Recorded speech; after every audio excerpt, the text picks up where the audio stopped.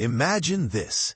Jack Miller, fresh off his Ducati stint, jumps onto Yamaha's brand new V4 MotoGP bike at the Valencia test, and the results are, well, mixed. He finished the day 20th, a significant 1.491 seconds behind Raul Fernandez. But here's where it gets interesting. Fabio Quartararo, also testing the V4, ripped off a blistering lap time that has everyone talking. Miller himself was blown away. After spending some time getting reacquainted with this year's inline-4 Yamaha, Miller shifted his focus to the prototype V4. He ultimately set his fastest lap on his 49th of 51 laps. But the real shocker? Quartararo clocked a 1 minute 29.927 on the V4, just a hair over half a second off Fernandez's leading time.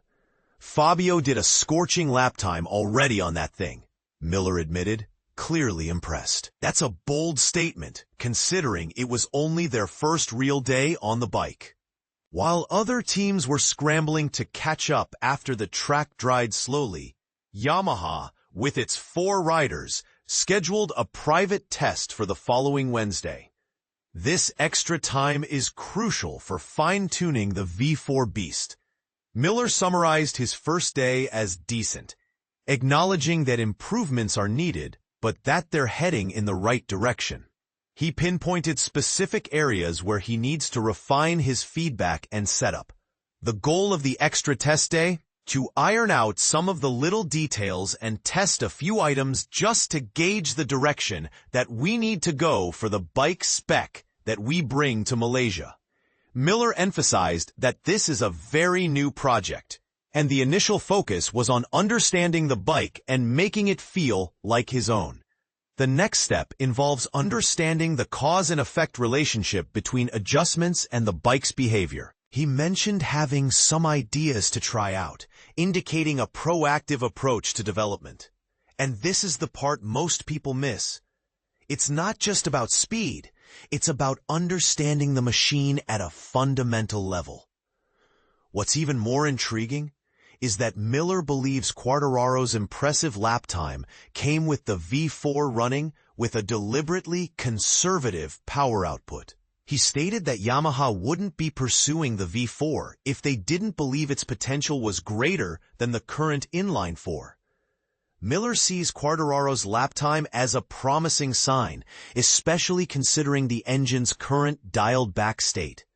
However, Miller also pointed out that the electronics require significant attention.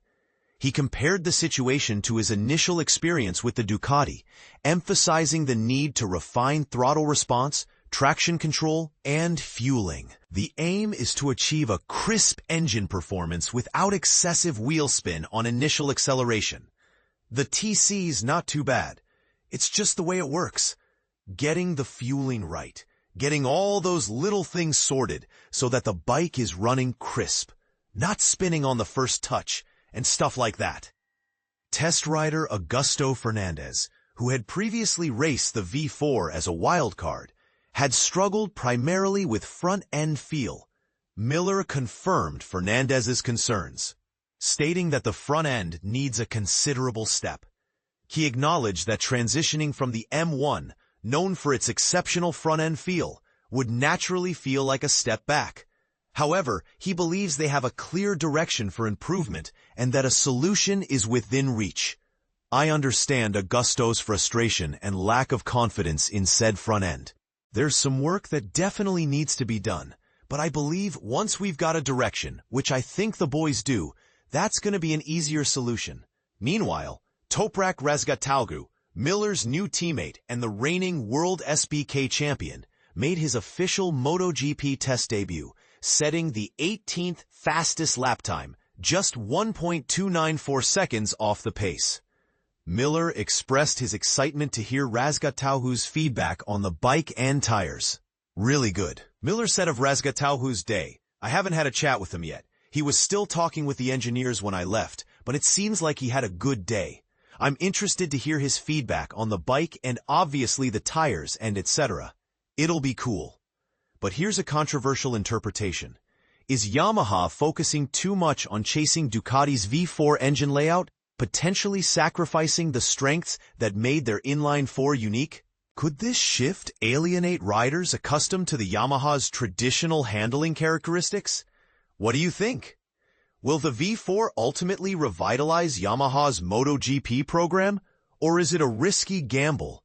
Share your thoughts in the comments below.